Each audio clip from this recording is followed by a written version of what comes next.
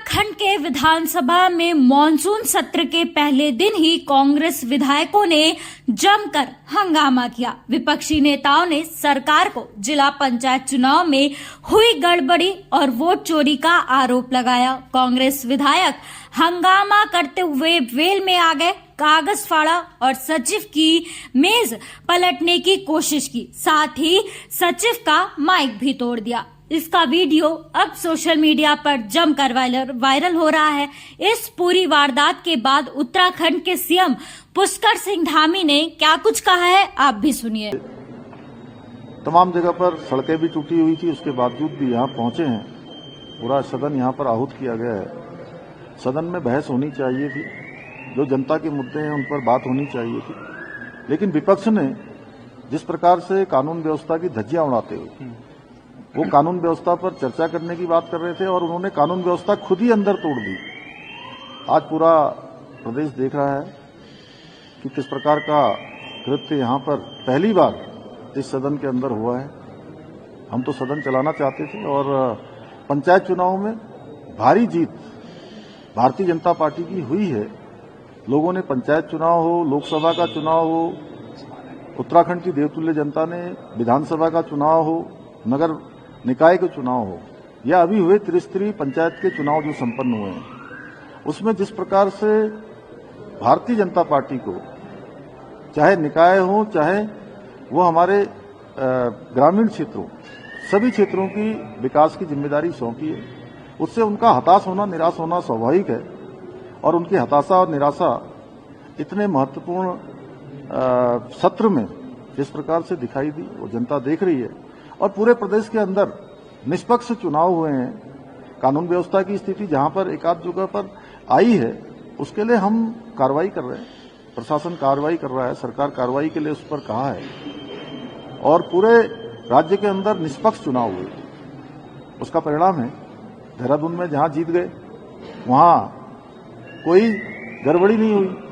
बाजपुर में जो यशपाल आर्या जी का विधानसभा क्षेत्र है, वहां ब्लॉक प्रमुख का चुनाव जीत गए, वहां कोई गड़बड़ी नहीं हुई है। और जैसे पूरे देश के अंदर इनकी पार्टी की परिपाटी बन गई है कि जहां ये हारते हैं वहां अपने फेस सेविंग के लिए कभी ईवीएम का सहारा लेते हैं, कभी चुनाव आयोग पर ठिकरा फोड़ते हैं, कभी प्रशासन पर फोड़ते हैं, कभी सरकार पर फोड़ते हैं, कभी वोट चोरी की बात करते हैं। भली भांति लोग जानते हैं कि इनके कालखंडों में किस प्रकार से वोटों की चोरी हुई है। और जिस नैनीताल की बात हो रही है, उसी नैनीताल में हमारी पार्टी का प्रत्याशी अध्यक्ष पद की दीपा धर्मवाल निर्वाचित हुई है और वहीं उपाध्यक्ष पर कांग्रेस निर्वाचित हुई है। अगर ये निष्पक्ष चुनाव नहीं हो रहा होता तो दोनों ही पद जो है भारतीय जनता पार्टी के होने चाहिए। वीडियो रिकॉर्डिंग हुई है, निर्वाचन आयोग के जो भी निर्देश हैं या जो भी उसकी गाइडलाइन है, उस गाइडलाइन के अनुरूप सारे काम हुए हैं। तो यहाँ पर सदन में चर्चा होनी चाहिए थी। हम चर्चा के लिए तैयार हैं, हमने पूरी तैयारी के साथ हम आए थे। पक्ष हो विपक्ष हो, हमको राज्य के लिए काम करना है, राज्य को आगे बढ़ाने के लिए काम करना है। हमारा राज्य देश का श्रेष्ठ राज्य बने, उसके लिए काम करना है। लेकिन आज विपक्ष ने जिस प्रकार से यहाँ पर मेजें तोड़ी हैं, विधानसभा अध्यक्ष के सामने जिस प्रकार से कागज के पुतले बना के फेंके हैं, वो बहुत ही दुर्भाग्यपूर्ण है। सर, आगे कुछ होगी, कार्रवाई होगी, क्योंकि पहले भी ऐसा कर चुके हैं यहाँ पे, इस तरह से ऐसा देखिए, हम अपनी जो जनता की हित के निर्णय, जो विधेयक है, जो हमारा अनुपूरक बजट है, जिससे हमारे राज्य का विकास होना है, हम लोकतंत्र सेनानी जिन्होंने आपातकाल के समय में जिन्होंने जेल काटी थी, अनेक यातनाएं सही थी, उनके लिए विधेयक लाने वाले हैं।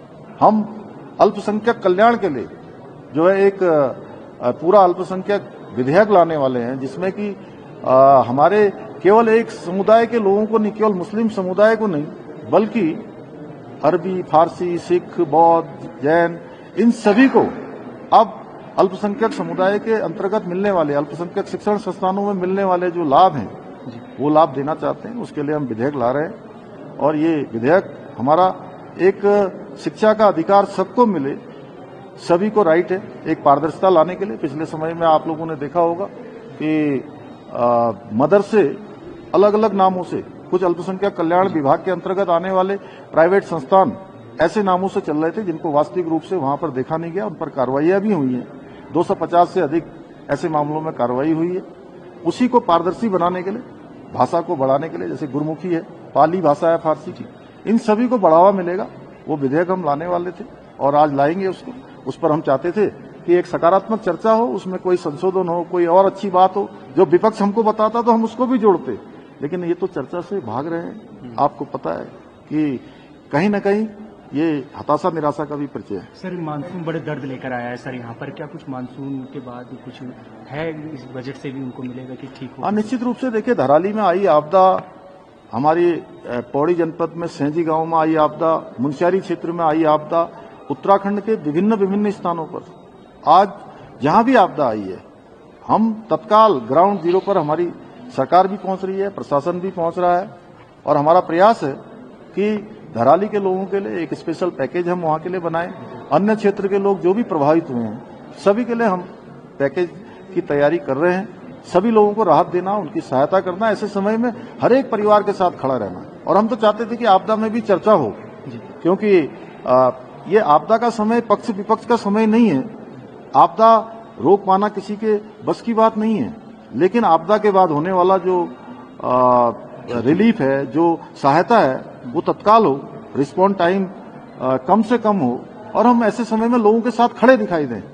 वहीं जहां सरकार खड़ी है, प्रशासन के लोग खड़े हैं, अन्य लोग खड़े हैं, विपक्ष केवल राजनीति कर रहा है, टॉर्चों से देख रहा है कि कहां नकारात्मकता दी जा सकती है। ठीक है सर, धन्यवाद। कौन सा? समान नागरिक संहिता। समान नागरिक संहिता तो हमारा संकल्प था और वो हमने लागू कर दिया है। उसमें कुछ टाइम बढ़ाने की बात थी, क्योंकि जुलाई तक उसका टाइम था। उस टाइम को पहले ही सरकार ने, हमने मंत्रिमंडल में प्रस्ताव लाकर बढ़ा दिया है। उसको विधानसभा की जो है उसमें विधेयक के रूप में उसको मान्यता मिलनी है।